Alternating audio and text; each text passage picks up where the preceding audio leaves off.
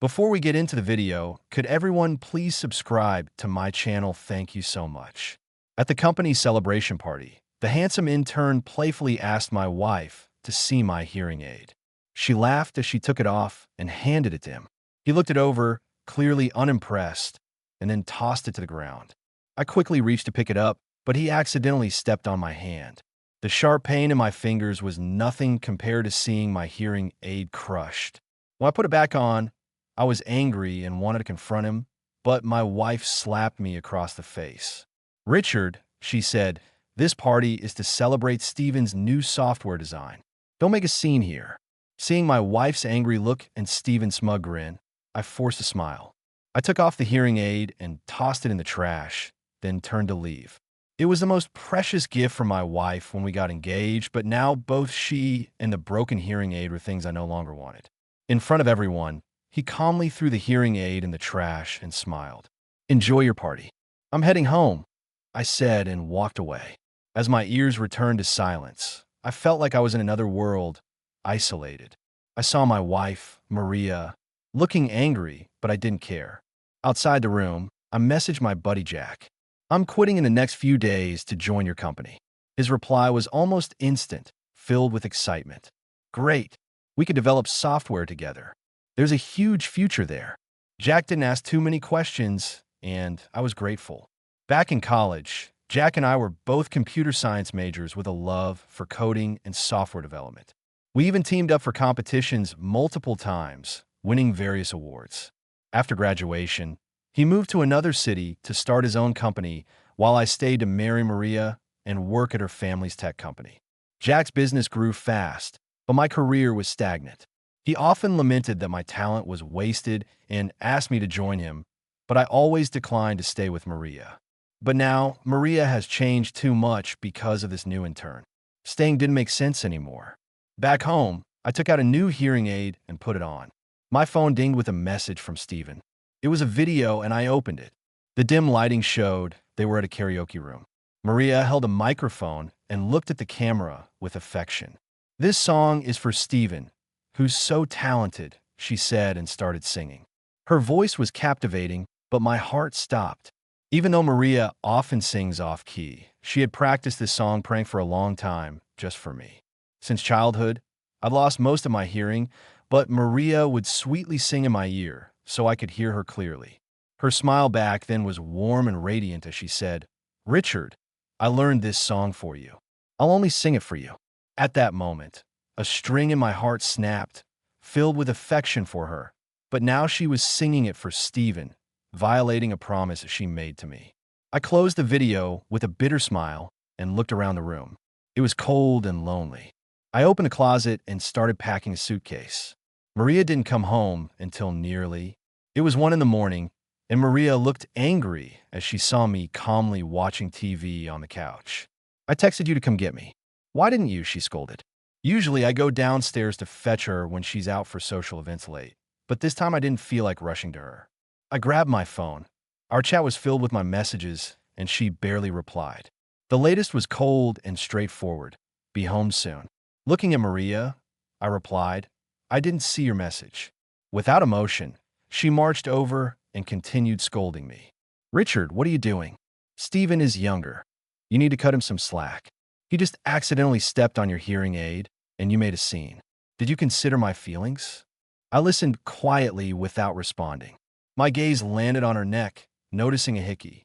Seeing my look, Maria faltered and clumsily covered it with her collar, but kept her hard tone. "Me slapping you is a lesson. Don't act like this again. Be more understanding towards Steven." I nodded, not arguing. "I got it. I'm tired. I'm gonna rest," I said, then headed to the bedroom. Maria's face was sour, and she scoffed as I walked away. Lying in bed, I closed my eyes but couldn't calm my thoughts. "Just accidentally stepped on your hearing aid," she said, but it was the precious gift she gave me when we got together, and I'd always treasured it carefully. Despite its age, it still worked perfectly. Back then, she happily put the hearing aid on me, and the world became clear. I heard her sweet voice. "Richard, I like you." It was the best sound I'd ever heard, yet Maria easily dismissed it after Steven crushed it. She seemed to forget its significance to me. In the living room, Maria laughed sweetly, sending voice messages. Then a new beep from Steven, a screenshot of him chatting with Maria. They were having a lively conversation, ending with her sending a loving goodnight. Richard, you and Maria should rest early. I won't bother you. Steven's message was taunting. I closed my eyes, ignoring it. After finishing her skincare routine, Maria went to another bedroom. Ever since Steven joined the company, Maria got close to him and stopped sleeping next to me. My love for Maria seems to be fading away slowly. After getting up the next day, I wrote a resignation letter. Then I went to the best law firm in the city to hire a lawyer to draft a divorce agreement. Only after that did I head to the office to continue with my work. Maria was at Steven's desk, heads close, discussing something intimately. The funny thing is, seeing them like this now doesn't really bother me. Steven noticed me and greeted, Richard, you're late today? You don't look so good. Didn't sleep well last night? There was a hint of provocation and smugness in his eyes as he leaned closer to Maria. He's been with the company long enough that he thinks he doesn't have to follow the rules. At this rate, he won't last here much longer. Before I could say anything, Maria frowned and started criticizing me. I gave a faint smile, looked at the two of them, and calmly said, I'll pay more attention in the future. Thanks for the reminder. Boss Maria's face turned dark at my reply. I rarely called her boss, but now my tone was polite and distant, ignoring them. I sat at my workspace and dove into work. I'm wrapping up my last project, and even though I'm leaving soon, my sense of responsibility pushes me to finish it. During lunch, Maria pulled up her car in front of the company, and Steven eagerly jumped into the passenger seat. While I walked by, Steven called out, Richard, Maria, and I are going to the Italian restaurant. Join us. Despite his words, it didn't seem like he had any intention of giving up the passenger seat. I shook my head, smiled, and said, I'm not a fan of Italian food. You guys go ahead. I walked away without looking back. Maria's voice faintly called out, his temper's been foul lately. Ignore him. Let's just go eat. I smiled, erasing them from my thoughts. While eating, I casually scrolled through my social media and saw a post from Steven. When the boss knows you smoke, she gives you this branded lighter. Best boss ever. I'll work for her forever. I raised an eyebrow at the picture he posted. There was a fancy lighter on the table. The background was clearly Italian food, and in one corner, Maria's delicate fingers were visible. Back when Maria and I started dating, I had a habit of smoking under stress. She'd always take the cigarette from my hand, smoke it herself, and end up coughing with tears in her eyes. I quickly stubbed it out and patted her back. With teary eyes, she'd pout and half-jokingly, half-annoyed say, Richard, I hate the smell. If I catch you smoking again, I'll smoke it myself and make you worry. With her small fists and adorable demeanor, she looked so cute. I'd smile helplessly and quit smoking for her. Once Steven came along, Maria's attitude towards me started wavering. Sometimes I'd find myself taking a puff again, and she'd always scold me with disgust, telling me to stop because she hated the smell. Yet now she's given Steven a lighter. I shook my head and put my phone away, a dull feeling growing inside me. After work, I came home to find a suit Maria had customized for me was delivered. She loves dressing up both herself and me. Since we got married, all my clothes have been picked by her. Whenever I put on new clothes, her eyes would light up, and she'd twirl around me, praising my fit and calling me a natural clothes hanger, eventually diving into my arms to plant a kiss on my cheek. Maria always said I looked best in suits, so she'd order the latest ones each season and have them sent home. Remembering this stirred something inside me. I tried on the suit only to find it didn't fit at all. Maria knows my size well, and after ordering clothes for so long, the store shouldn't have made a mistake. I took the suit off, put it back in its bag, and drove to the store. There, I unexpectedly ran into Maria and Steven. Steven, you look great in that suit. Maria exclaimed. I've set up an account for you here. Feel free to come by often. It's on me. I glanced over at them. Steven was straight, in the newest suit of the season, while Maria looked on with a flushed face. Both exchanged smiles with a hint of intimacy. Mr. Richard, what brings you here? A store clerk recognized me and shouted. Her voice was just loud enough that both Maria and Stephen heard. They quickly separated and turned towards me. Maria's face quickly turned angry as she marched over. "Richard, what are you doing here? Were you following me? You got some nerve." I looked at her calmly, then at Stephen behind her. I sized him up from height to shoulder measurements, letting out a soft chuckle. I realized my suit was ill-fitting because Maria had mixed up my measurements with Stephen's. "I wasn't following you. The suit you ordered arrived, but it's not my size, so I'm here to return it," I said, swinging the garment bag in front of her. "Here it is. I have other things to do. I won't disturb you." I turned to leave, with a mix of emotions crossing Maria's face as she glared at me. "Richard, don't go too far. There's nothing between Stephen and me. Don't think so lowly of us." I shrugged with a smile. I didn't think anything of it. No need to get worked up about that. I turned and left smoothly. I felt a sense of progress seeing Maria and Stephen interact. It no longer hurt as much. Later that evening, Maria surprisingly came into my room after a shower. She was wearing a thin nightgown, her curves clearly outlined. Her dark curly hair cascaded over her shoulders, and that scent of perfume I love lingered on her. She gently climbed onto the bed and hugged me from behind. "Richard, don't get me wrong about these past days. There's really nothing going on with Stephen. He's just good at what he does, and I'm valuing a good talent. I've been a little distant from you. It's been so long since we—" "Richard, turn around and hold me," said Maria in a soft, coquettish way. I felt a bit shaken inside. Her hands touched me. Not loving Maria would be a lie. During my long, dark teenage years after losing my hearing, she was the only light, giving me endless warmth and love. 10 years with her meant so much to me. I no longer wanted to hold back. I turned around and embraced her tightly, kissing her passionately. She received my kisses, which felt like a release. I reached for my hearing aid, wanted to take it off for something more, but Maria's phone rang at the wrong moment. A bad feeling rose inside me. She picked up the call, and after a brief conversation, pushed me away and sat up anxiously. "Richard, Stephen seems to have a fever and feels really bad. I'll go check on him." Slipping on her shoes, she hurried out without another glance at me. I listened as the door opened and closed again. Everything went silent. Sitting alone on the bed, I slowly felt her lingering presence fade away. The phone beeped with a message from Stephen. "Richard, I'm not feeling well. Please ask Maria to see me. Don't be mad, okay?" I stared blankly at my phone and let out a silent laugh.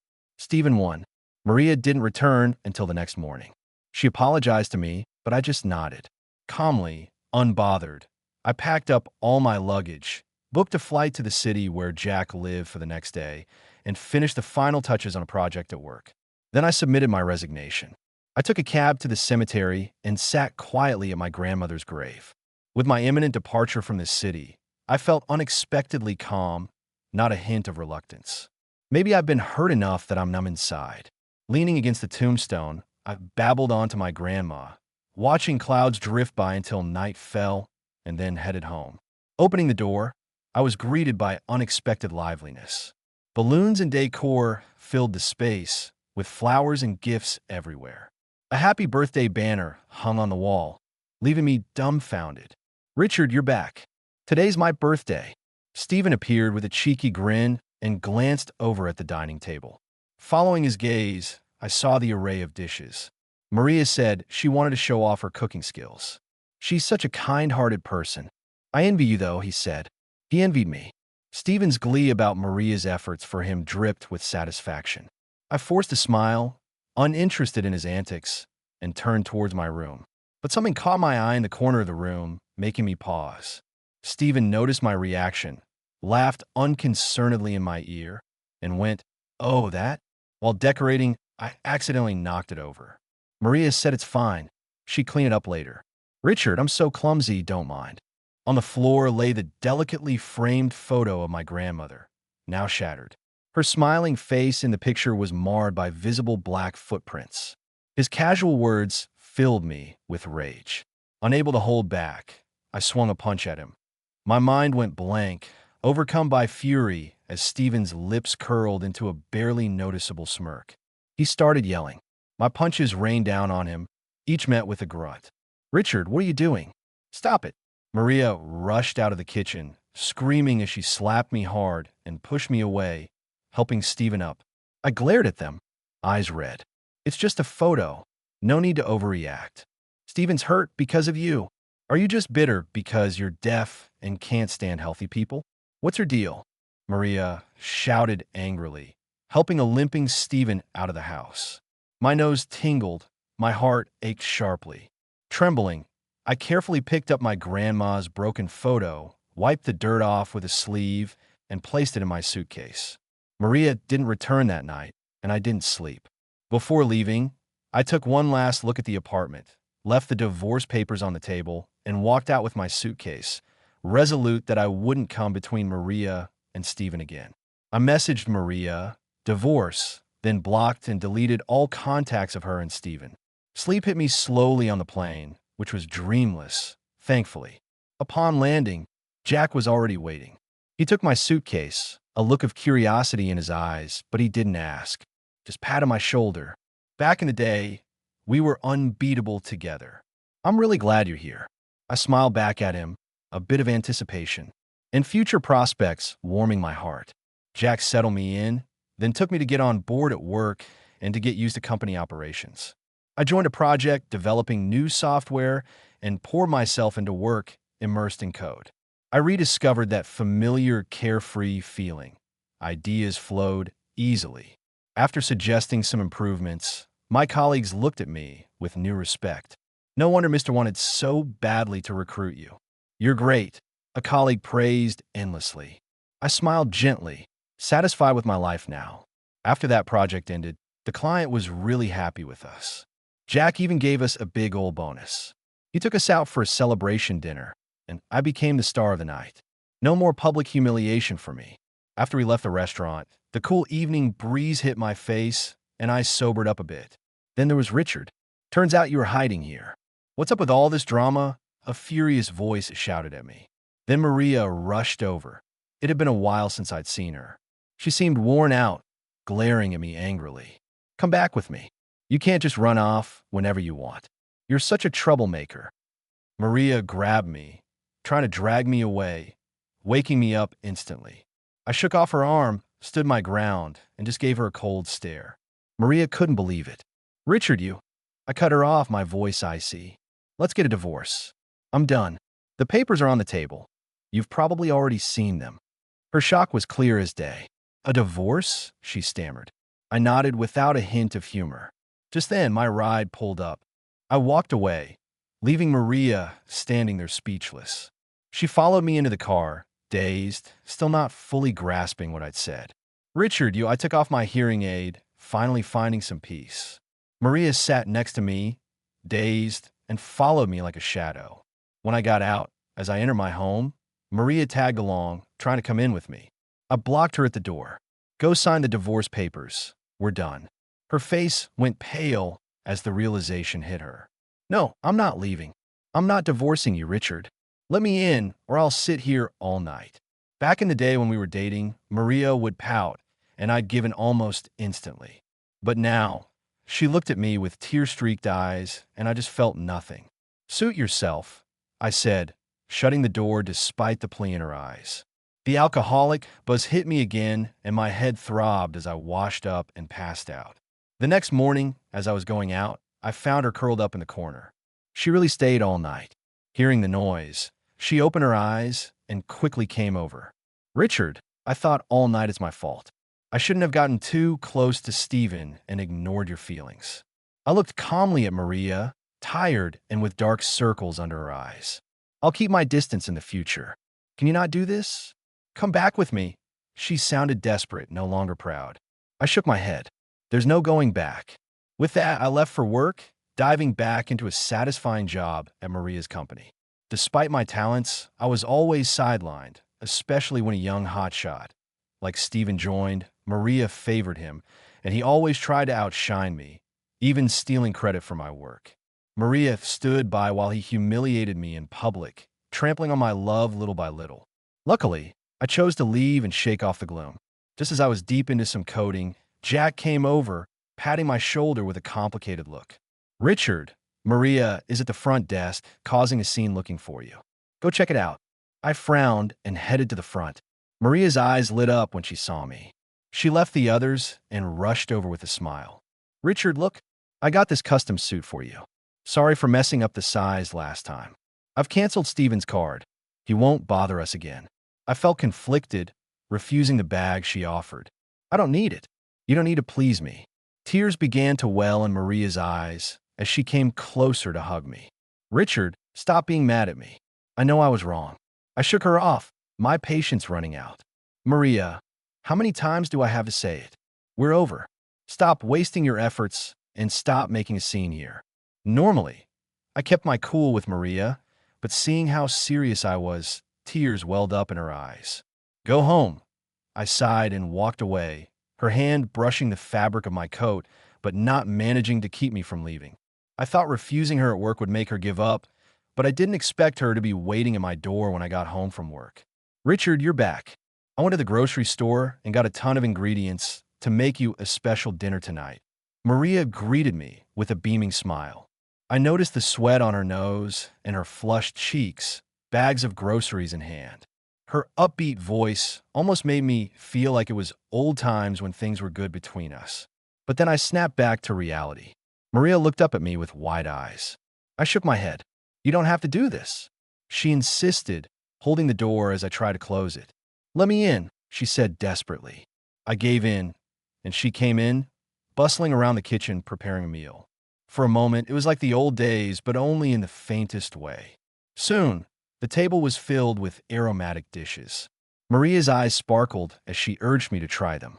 She was stubborn like before when she pursued me. Her unwavering determination eventually broke down my defenses. I ended up loving her with all my heart for 10 years. Richard, we've loved each other for so long. I can't bear to let you go. Seeing me just stare at the food, Maria's hope faded a bit, and her voice turned solemn. I won't give up. I'll bring you back, she insisted with a bright smile, full of confidence. Then a ringing interrupted us. Maria froze as she picked up her phone. It didn't take much for me to know who was on the other end. I laughed at myself, picking up the chopsticks, but then the doorbell rang. I stood up to open the door. Before I could react, I got shoved hard. I lost my balance. Yelling and cursing came at me full force. Richard, just go ahead and divorce Maria already. Don't keep stringing her along. All us guys know what you're up to. UTH, I don't know. You're trying to patch things up. It was Steven coming in hot. Maria gasped, running over to steady me. I pushed her arm away, staring coldly at both of them. How did you know where I live? I pressed, staring Steven down. Come on. I've had location sharing with Maria. I'm not like you, Steven replied with a nasty grin, giving me a mocking look. Steven, stop it. Maria snapped, but it was like denying the obvious. I smiled faintly. Any doubts Maria had stirred in me vanished instantly. I won't fight over Maria. I'm over it. Once she signs the divorce papers, we're done, I said, looking at them both coldly. Now, please leave my house. The air got tense for a second. Smart move, Steven scoffed. Quit while you're ahead. He wasn't done talking when a sharp slap interrupted him. He looked at Maria, stunned. Why are you butting into my business with Richard? Maria's voice was icy. Steven's eyes filled with frustration and resentment, but I ignored it, ushering them out of my home. Turning around, I dumped the meal Maria prepared into the trash. I could hear them arguing faintly outside. Then my phone rang. It was a former colleague, Richard. The project we worked on has a bug we can't fix. Is there any way you can look at it? Maria's not around, and Steven is AWOL. The client's on our back. I'm really stuck here, he said. I smirked. I knew the project had issues. Steven had taken the credit for my work. The team knew it too, but no one spoke up. Now they expect me to clean up the mess. Sorry, I don't have time. Find someone else. I answered. I wondered how Maria would react if she found out Steven didn't actually do the work, but that's not my problem anymore. Not the company or Maria. The next morning, Maria was waiting downstairs for me. Richard, I brought you breakfast, she offered eagerly. I took it and threw it straight into the trash in front of her. Don't bother next time, I told her, adding, seems like your company's in trouble. I left Maria standing there. Her affection had once been intense, but it faded. I thought we'd grow old together. Turns out she couldn't resist something new. Too many disappointments had burned out our years together. The sky turned gloomy, and soon it started to rain. Maria stood alone in the rain, stubbornly waiting for me. I looked away. "Richard, can you bring me an umbrella?" The call came from a strange number, but it was still Maria. I saw her small figure in the rain and sighed. "Go home. Don't be foolish." That's all I said. Maria remained, hoping I'd change my mind, but inside I just felt empty. The rain grew heavier, and when I looked again, she was gone. Later that afternoon, I got an unexpected call. "Mr. Richard, your wife is in the hospital. Could you come?" I gritted my teeth, grabbed the divorce papers, and headed to the hospital. Maria fainted in the rain and was brought in by a kind stranger.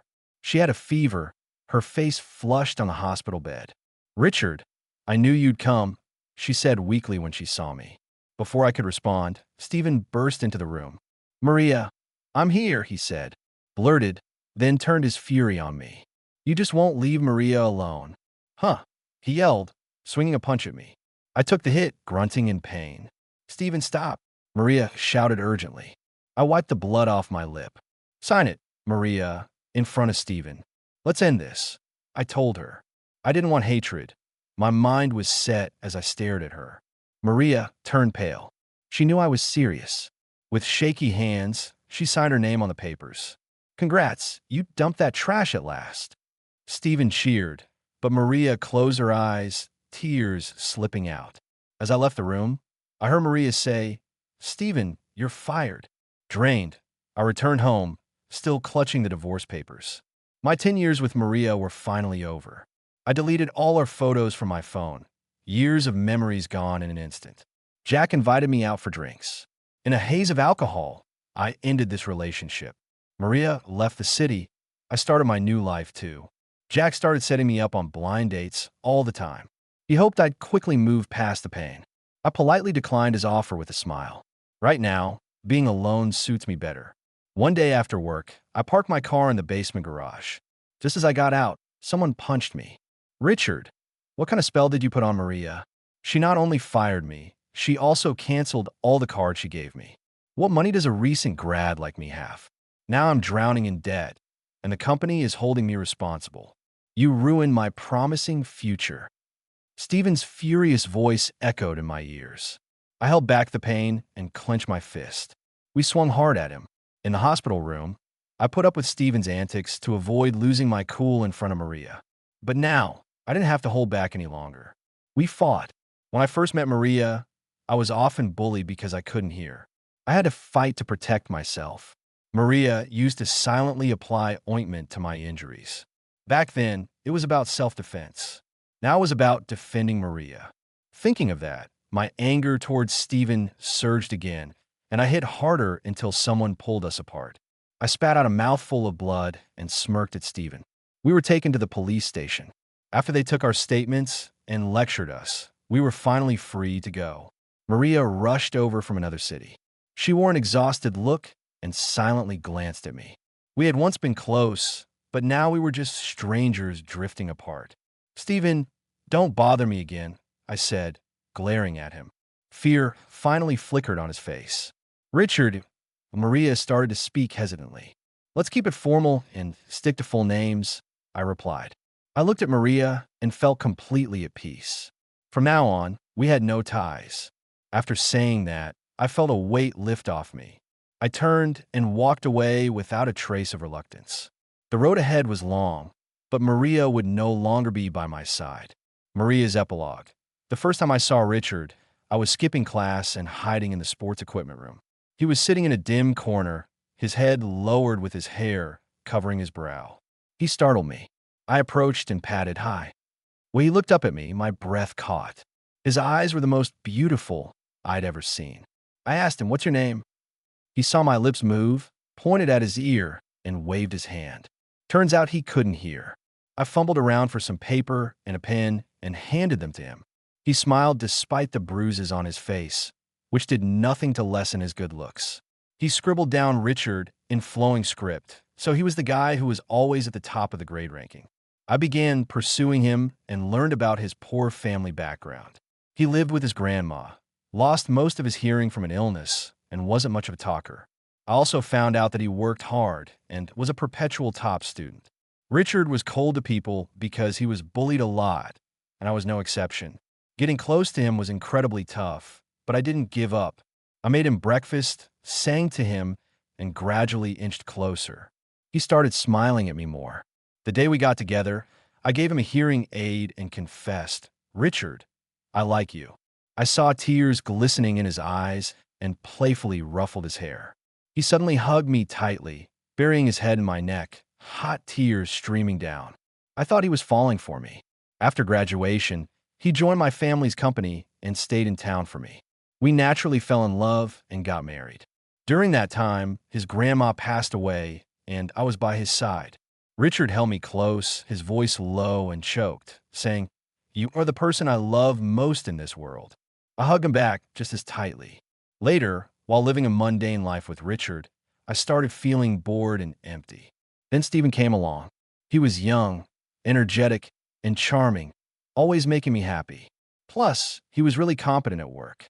I grew closer to Stephen and began pushing Richard away. Richard became more silent, sometimes giving me looks I didn't recognize. But after 10 years, I was sure he'd never leave. At a celebration party, I slapped Richard for Stephen. He looked at me quietly, then took off his hearing aid and threw in the trash. It was a long time before I realized that was the first hearing aid I gave him. He cherished it more than his own life. It was then he decided to leave. But I kept deceiving myself. I thought his love for me could withstand anything. I recklessly suppressed him, favored Stephen like it was some kind of competition. The more distant Richard became, the angrier I got. Finally, he left. I searched for him for a long, long time, but when we met again, his eyes held none of the love they once did. I tried a lot, sent him gifts, cooked special meals, even ended up in a hospital. From the hospital, Richard's gaze was firm, as cold as when I first knew him. I was terrified and realized too late he was really leaving. Richard held my true feelings in high regard, but I made a fatal mistake. There was no going back. Richard stood by me for 10 years and now wouldn't even glance my way. Those memories vanished into thin air. I suppose in the years without Richard, I'll always feel alone.